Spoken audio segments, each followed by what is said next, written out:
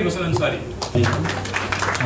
all, I would like to thank and appreciate the efforts of Institute of Cost and Management Accountants of Pakistan for arranging such an event regarding the prevention and the management of the health-related issues.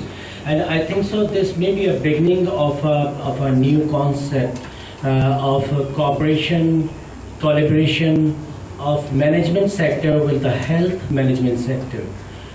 Those who are doing the accountancy and management with those who are offering the health facilities. In fact, before going to my original topic, I just want to cover a few minutes on the current situation that nowadays in my hospital, I'm working for two organizations, Omarsana Foundation, which is a non-governmental organization working for thalassemia prevention management and some of the other blood disorders. And our primary objective is thalassemia prevention and screening of thalassemia throughout the country. And this is, we have a sort of family funding for this organization, and we are trying to run this organization. Some endowments in USA, and we're getting some money out of that to cater these children, 500 children with thalassemia major, and then we are trying to achieve maximum thalassemia prevention by thalassemia screening. But the other center, that is the National Institute of Blood Diseases, NIBD, which is a sort of private hospital, and we are receiving maximum number of dengue patients and blood cancer patients and thalassemia and aplastic anemia, and those patients who are candidate for bone marrow transplantation. Even if I didn't talk for bone marrow transplantation, if you just take dengue, just malaria, believe me, these conditions which are more than 99% curable, if managed properly, are out. The treatment is unaffordable and it is out of reach of a common person. Maybe I will more comfortably express myself in our local language कि एक गरीब आदमी कि जिसका तनख्वाह ही 6,000-10,000 रुपया है, वो डेंगू के साथ जब मेरे अस्पताल में दाखिल होता है और उसको एक सिंगल डोनर प्लेटेड 12,000 रुपये का एक लगता है, सुबह शाम में हम 2 लगा रहे होते हैं और 5 दिन तक सिंगल डोनर प्लेटेड लगाते हैं, 1 लाख का नुस्खा पकड़ा के उसको जब हम भेज रहे होते हैं, तो बाखुदा हर एक के बस का काम नहीं है ये इलाज हासिल करना। और नतीजा ये होता है कि बहुत से लोग प्राइवेट सेक्टर में इलाज जो नहीं करा पाते, वो इधर से उधर ठोकरें खाते फिरते हैं बेचारे और अपनी ज़िंदगी से हाथ धो बैठते हैं। और दूसरा तकलीफ़ की बात यह है कि ये 2 तरीके से प्रिवेंटेबल कंडीशंस हैं कि मिसाल के तौर पे मच्छरों को अगर अपने ही लेवल पे कंट्रोल कर लिया जाए तो डेंगू ना फैले, और अगर किसी को हो गया है तो उनमें से भी 90-99% तक पेशेंट्स बचाए जा सकते हैं उनको डेंगू शॉक सिंड्रोम होने से पहले ही अगर बचा लिया जाए तो। चुनाचा जो मामलात की पेचीदगी है या जो गंभीर होता जा रहा है सिलसिला, वो कॉस्ट और मैनेजमेंट पे होता जा रहा है। सिंपल 2,000 रुपये के बच्चे को ब्लड लगता है थैलेसीमिया के, और उसको महीने में 2 बार ब्लड लगता है, उसके बाप की तनख्वाह 6,000 रुपये है।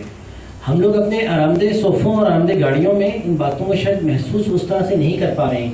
ज़रूरत इस बात की है कि आपका इदारा, आपकी ऑर्गेनाइजेशन, आप लोग कुछ इस तरह के फार्मूलाज डिज़ाइन करें, कुछ इस तरह के हेल्थ सिस्टम मैनेजमेंट को हमारे ऑर्गेनाइज करें, हमें कोई इस तरह का इस्लामिक वर्जन दें कि इस सोसाइटी में इंश्योरेंस को अब तक एक्सेप्ट नहीं किया है, हेल्थ इंश्योरेंस को अब तक एक्सेप्ट नहीं किया है सोसाइटी में। तो we have to come up with a Islamic health insurance solution कि एक आदमी है, उसकी तनख्वाह से 500 रुपया अगर कट जाता है या 1,000 रुपये उसकी तनख्वाह से कट जाते हैं, और कभी अगर उसको डेंगू होता है जिसमें 1.25 लाख रुपये उसके खर्च हो रहे हैं, या उसके बच्चे को एप्लास्टिक एनीमिया हो जाता है जिसमें कोई भी खून के सेल्स काम नहीं कर रहे होते, बोन मैरो ट्रांसप्लांटेशन जो कि 20 लाख रुपये का होता है या 15 लाख रुपये का होता है, उसको उसकी ज़रूरत पड़ती है तो वो करवा सके। सो एक तो ये मेरी बड़ी ही आजिज़ाना और बड़ी ही मुखलिसाना दरख्वास्त है यहाँ बैठे हुए आपके चैप्टर से, आपके चैप्टर के जिम्मेदारान से कि please Chand health system management के लोगों को लेके और आपके जो लोग हैं कुछ NGOs के साथ और कुछ प्राइवेट सेक्टर के साथ कोई इस तरह के फार्मूलाज लेकर आइए, कोई इस तरह के आइडियाज़ क्रिएट करिए कि हम यहाँ पे हमारे हाथों में जो बच्चे मर रहे होते हैं और उनके पास पैसा नहीं होता इलाज करवाने के लिए, हम उनके लिए कुछ कर सकते हैं। अच्छा, और बहुत सी NGOs चल रही हैं, जैसे हमारी NGO है, हमारे पास फंड्स होते हैं, उनकी किस तरह से प्रॉपर यूटिलाइजेशन होनी चाहिए, उनको किस तरह से एंडोमेंट किया जा सकता है कि हम उन पैसे, अभी जो पैसे इन्वेस्ट करें उससे आने वाली नस्ल का इलाज कर सकते हैं। तो प्लीज़ ये वो हेल्प्स हैं जो हमें आपसे चाहिए, जो मैं इस मौके का फ़ायदा उठाते हुए आपसे बात करना चाहता था।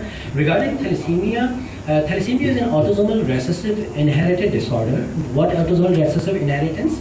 That is a condition which is carried by the father and the mother, but it is totally, they are totally normal. They don't have any symptoms, they don't have any complaint regarding that problem. They just carry the gene. Otherwise, they are healthy like any other normal person. If a carrier of a thalassemia marry with a carrier of a thalassemia, if both of mother and father of the coming child are thalassemia minor, there is 25% risk that the coming child or coming child will get the thalassemia major. So, what thalassemia major is? Thalassemia major is a condition in which the patient is unable to form red cells, and he has to be transfused red cells every 15 days for whole life. If a child required blood transfusion for whole life every 15 days, you can understand what the misery is going on, and what the parents and the child is feeling, and how this family can survive in this society, and how can they manage to live in this world.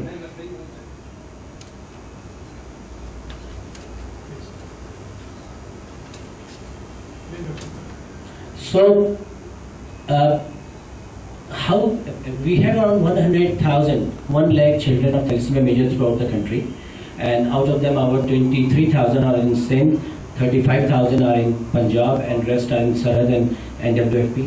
In a general population, ہمارے پاس ایک بات بڑے سے کہی جاتی ہے کہ ارے بھائی ہمارے خاندان میں کسی کو نہیں، ان کے خاندان میں ہوگا. میرے بڑے بھائی ہیمیٹالوجسٹ ہیں اسٹیٹس میں، اور میری بھابھی فارماکالوجی میں جینیٹکس میں انہوں نے میگل سے پی ایچ ڈی کیا. دونوں لیڈنگ ریسرچرز ہیں اپنی فیلڈ میں ہیمیٹالوجی میں. ان کے پہلے 5 بچے مر گئے بیماریوں سے. ایک کو لیوکوسائٹ ایریجن ڈیفیشنسی سنڈروم تھا، دوسرے کو لپڈ اسٹوریج. یہ تمام وہ بیماریاں ہیں کہ جو ماں اور باپ اگر جین کیری کر رہے ہوں تو بچے میں آ سکتا ہے. کیونکہ ہماری بھابھی ہماری خالصت بہن ہے، تو جب کلوز فیملی میں شادیاں ہو رہی ہوں تو وہ رسک 7% سے بڑھ کے 35% تک چلا جاتا ہے. چنانچہ یہ کہنا کہ جی ہم تو بالکل ٹھیک ہے، ہمیں نہیں ہو سکتا، ہاں دوسرے لوگوں کو چیک کرانا چاہیے.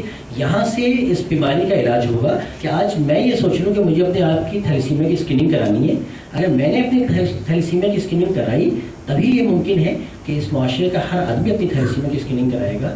اور ہم نے اس کے لیے ثقیل صاحب کے ساتھ ایک قانون بھی بنانے کی کوشش کی ہے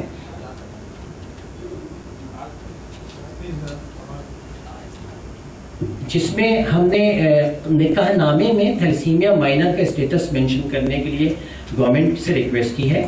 اور اس میں بھی پہلے لڑکی کا کے بجائے لڑکے کا نکاح نامے میں تھیلیسیمیا کا اسٹیٹس ہونا چاہیے.